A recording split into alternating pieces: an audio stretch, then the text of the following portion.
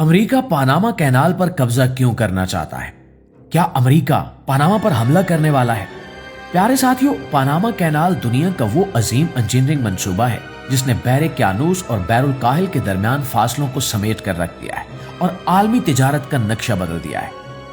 یہ نہر صرف بحری جہازوں کے سفر کو مختصر کرنے کا ذریعہ نہیں ہے، بلکہ عالمی طاقتوں کی سیاست، معیشت اور عسکری حکمت عملی کا اہم ستون بھی رہی ہے۔ اس کینال کے پیچھے جتنی بڑی کامیابی ہے، اتنی ہی دردناک قربانیوں، بیماریوں، انسانی المیوں اور طاقت کی کشمکش کی داستان بھی چھپی ہوئی ہے، جہاں ہزاروں مزدور اپنی جانوں سے ہاتھ دھو بیٹھے، خاص طور پر وہ لوگ جو بہتر مستقبل کے خواب لے کر یہاں آئے تھے۔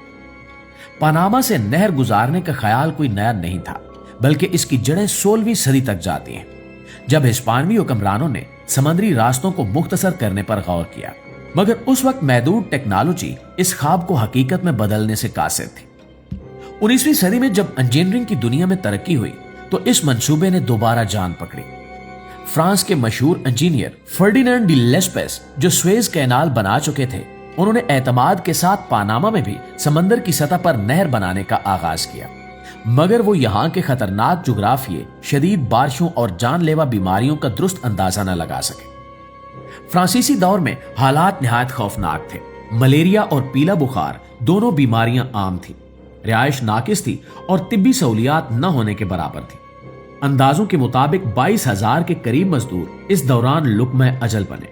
بالآخر مالی بدعنوانی، ناقص منصوبہ بندی اور انسانی نقصانات کے باعث یہ منصوبہ ناکام ہو گیا اور فرانسیسی کمپنی دیوالیہ ہو گئی۔ اس ناکامی کے بعد امریکہ نے اس منصوبے میں دلچسپی لینا شروع کی، کیونکہ اس نہر کی اہمیت وہ بخوبی سمجھتا تھا۔ دوستوں، سن 1904 میں امریکہ نے فرانسیسی اثاثے خرید لیے، مگر اس وقت پاناما کولمبیا کا حصہ تھا اور کولمبیا نے امریکہ کو کینال بنانے کی اجازت دینے سے انکار کر دیا۔ اس کے بعد امریکہ نے پاناما کی آزادی کی تحریک کی حمایت کی۔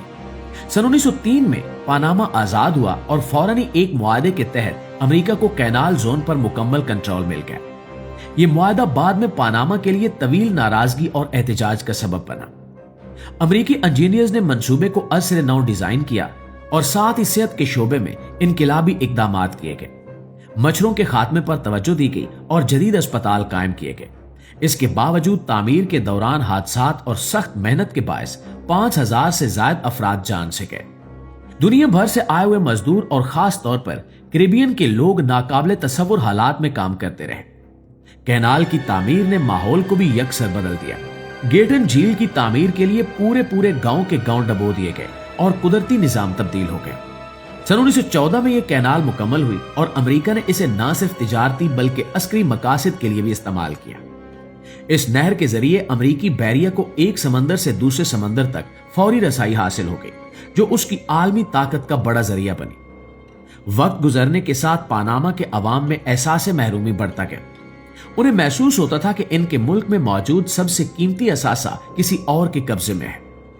سن 1964 میں شدید احتجاج اور خون ریز جھڑپیں ہوئیں، جن کے بعد معاملہ عالمی توجہ کا مرکز بن گیا اور بالآخر سن 1977 میں ایک معاہدے کے تحت یہ طے پایا کہ کینال کا کنٹرول آہستہ آہستہ پاناما کو منتقل کیا جائے گا اور 1999 میں یہ عمل مکمل ہوا۔ ناظرین، آج پاناما کینال عالمی تجارت کی شہرگ ہے، جہاں سے دنیا کی ایک بڑی مقدار میں اشیاء گزرتی ہیں۔ یہ نہر پاناما کے لیے آمدن کا بڑا ذریعہ ہے، جبکہ امریکہ اب بھی اسے اپنی عالمی حکمت عملی میں اہم سمجھتا ہے۔ چین کی بڑھتی ہوئی موجودگی اور سرمایہ کاری نے اس خطے کو ایک بار پھر بڑی طاقتوں کی توجہ کا مرکز بنا دیا ہے۔ پاناما کینال آج بھی طاقت، سیاست اور معیشت کے باہمی تعلق کی زندہ مثال ہے، اور امریکی صدر ڈونلڈ ٹرمپ نے حالیہ بیان میں واضح طور پر کہا ہے کہ وہ پاناما کینال کو واپس حاصل کریں گے، جس کے بعد عالمی ماہرین نے خدشہ ظاہر کیا ہے کہ امریکہ آنے والے دنوں میں پاناما پر بھی حملہ کر سکتا ہے، اور اگر ایسا ہوا تو دنیا بہت بڑی تباہی سے دوچار ہو جائے گی۔ لیکن دوستوں، اس سارے منظرنامے کے حوالے سے آپ دوستوں کی رائے کیا کہتی ہے؟ کمنٹ میں ہمیں ضرور بتائیے گا۔ ویڈیو اچھی لگے تو لائک اور شیئر کر کے ہماری حوصلہ افزائی بھی ضرور کیجیے گا۔